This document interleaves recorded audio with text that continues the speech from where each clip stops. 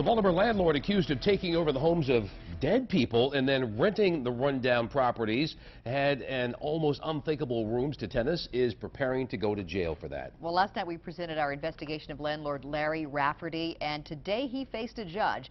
11 News I-Team reporter Barry Sims is live downtown with the follow-up. Barry, it was shocking to see the conditions that some people were living in. And Donna, some of the people tell us that they had no place to go when the city told them they had to get out. Others tell us that they lost everything.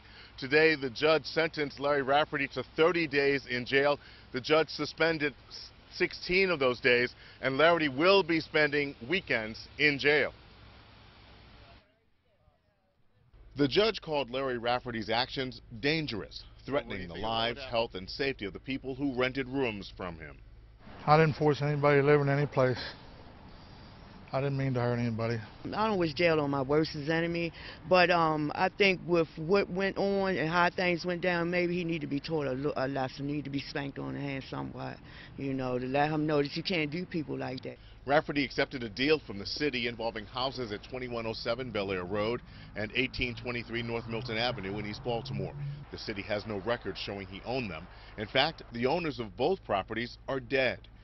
Rafferty pled guilty to 2 charges of failing to obtain required building permits. A charge of illegally running a rooming house was not prosecuted.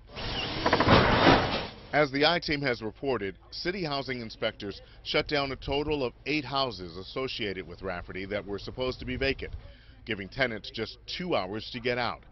Rafferty says he purchased many of the houses in a tax sale, but so far has not presented any records backing up that claim.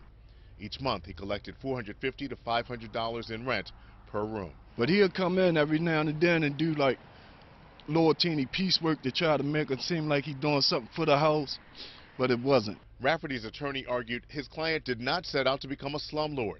The properties were in terrible shape when he assumed them, and he wants to make them right.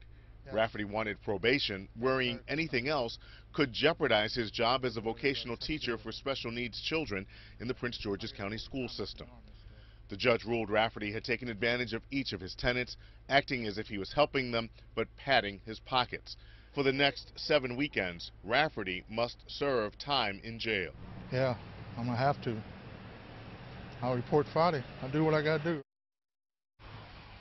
Now, Rafferty must also pay a $1,000 fine and complete 160 hours of community service, and he may also have to pay some of the tenants restitution.